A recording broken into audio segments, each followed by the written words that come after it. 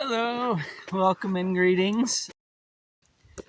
It's another installment of some little tidbits from the farm for CSA members here, and eventually these are all released to the public. Just housekeeping, this video is for educational purposes only and cannot be used for anything else. And we're on the farm here. It's starting to sprinkle a little bit. We're supposed to get some snow. But first the rain, I guess. So that's good. I want to go over a few terms about seed saving, and y'all are likely ordering your seeds now from us and other companies to get a diverse selection. So understanding some terms is really important when selecting.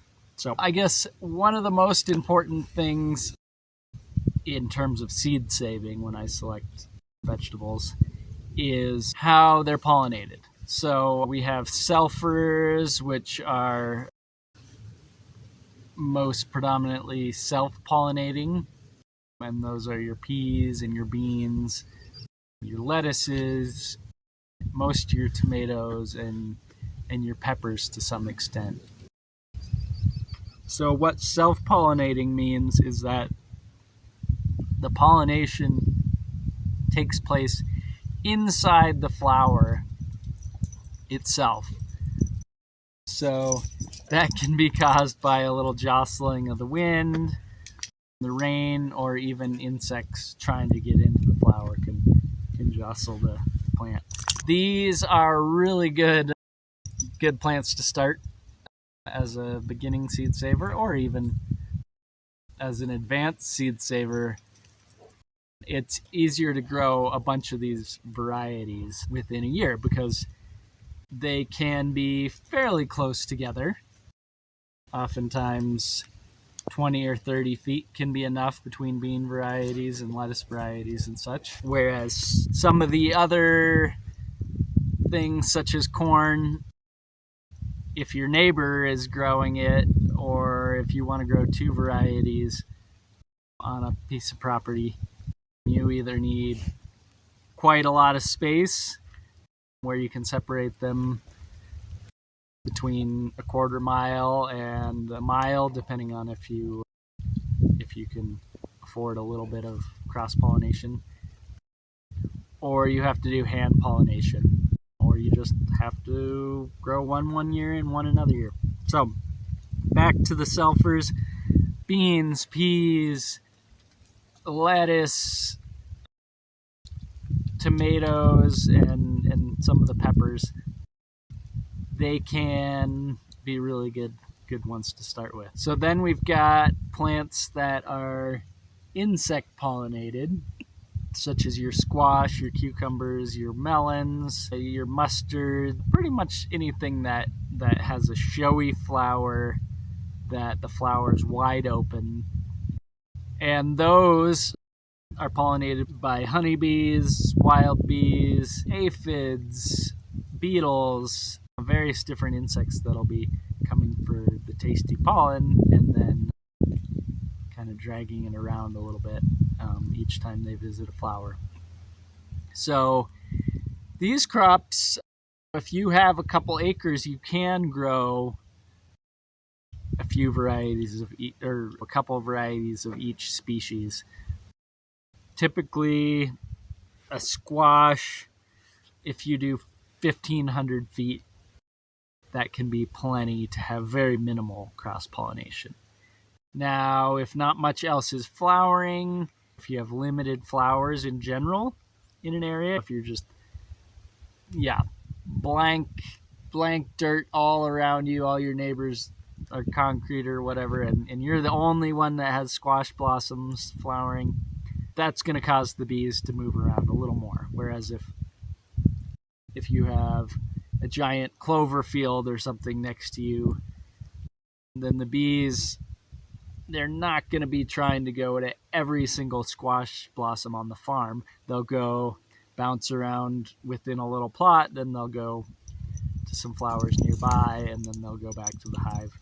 If you have two different squash that are pretty close in flavor and shape and size, and generally you don't really care if there's 1 to 5% cross pollination, then you can get away with a lot more and keep them closer. Whereas if you have, say, a zucchini and then a pumpkin, which are extremely different shapes and flavors and uses and sizes, then you really don't want to have any cross-pollination. That said, your standards are your standards. If you're giving the seed away or using it for yourself, then experimentation is just fine, and there's nothing wrong with some unique crosses.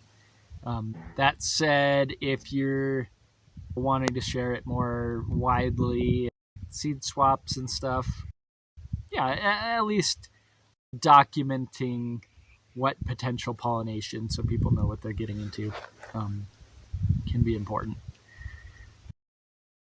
So those are your self-pollinators, your real easy, and then your insect-pollinated, which require a little more space.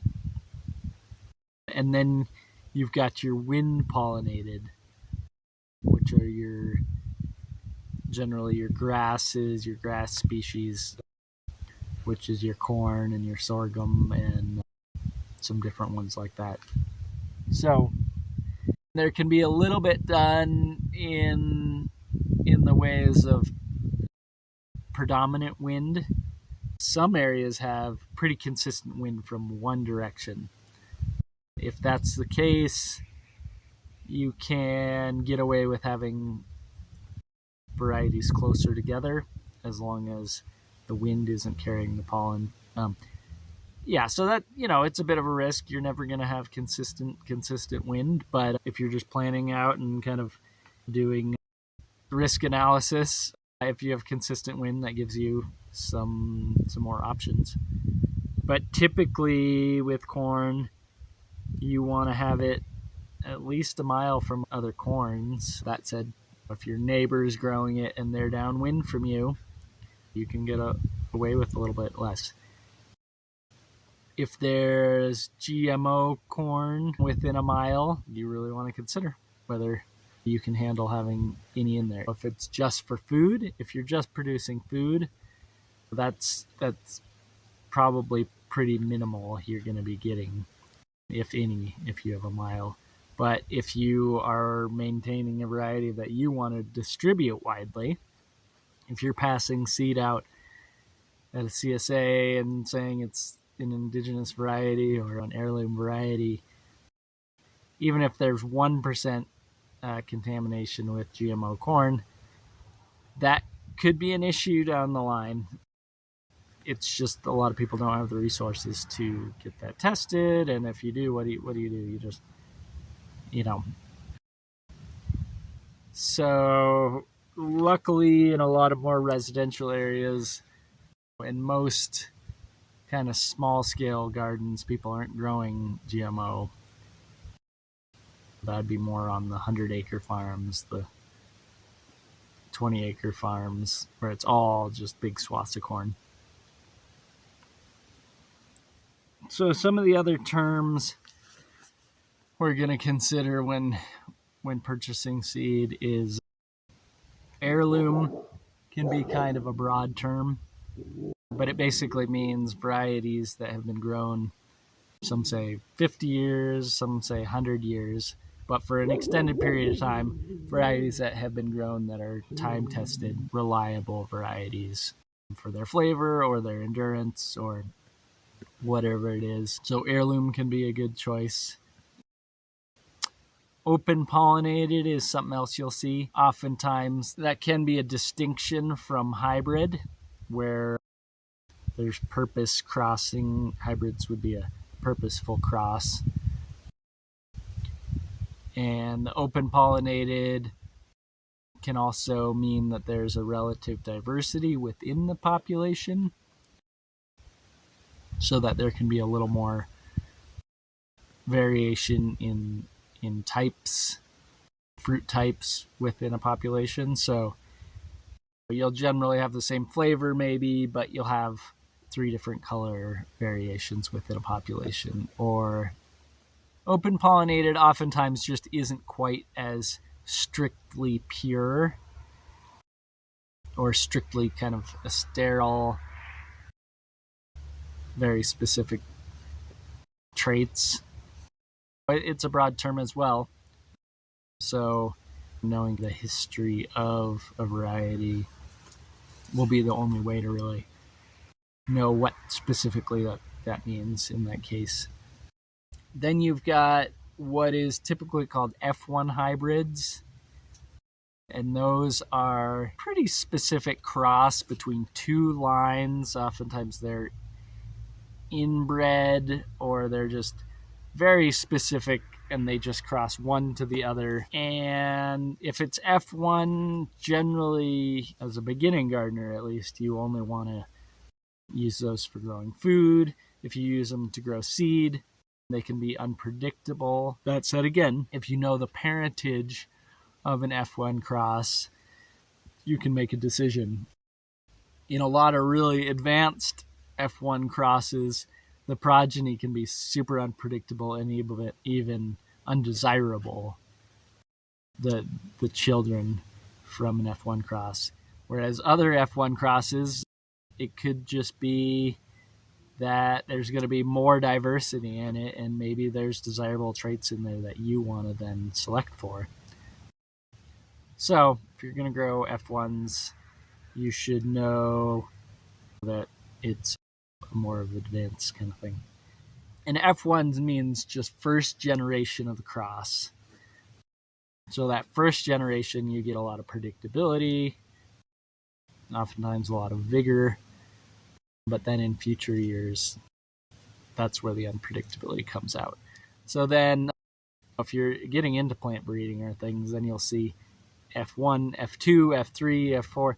As you get into like an F5, oftentimes that means it's becoming more stable again as that new cross, where the cross has created a new population and then they've stabilized it over 5 generations in an F5 to have more of a stable population with the new set of traits. Yeah, say 5 generations, you're starting to get to kind of a new variety. So sometimes somewhere around 5 generations, it could be renamed and just as a new variety.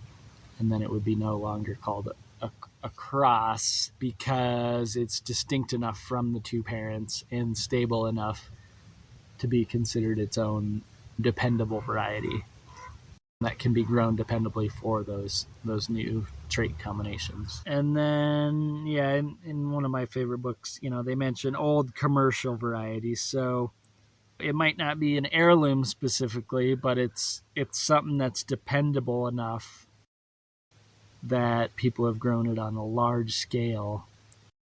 So that can say a lot about it. Its dependability. I think that's about it. It's overview for a lot of you, but these are important things. And then just thinking about where you're going to plant things in the garden, talking to neighbors to see what they're planting, and ideally sharing seed with them if there's something that specifically you want to come true without any crossing. You get more than enough seed for yourself and you share it with your neighbors, so then the pollen on their plots is the same varieties as yours.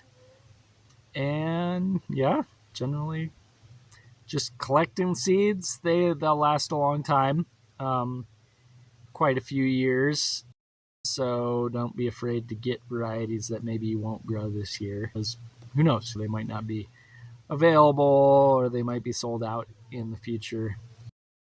And so what I'm trying to promote is that you guys become part of the distribution and the sourcing and the stability of our seed system, so that your closet or your box of seeds can be part of the stability of our local seed system, so that when somebody needs seeds, you might be a source for them. And maybe some unique things that nobody else has because of crosses or experiments you've done. So anyways, feel free to reach out with questions. Please do. It's more fun for me if I can respond to specifics, and then I know I'm serving a need. All right, well, we'll leave it at that. Thank you.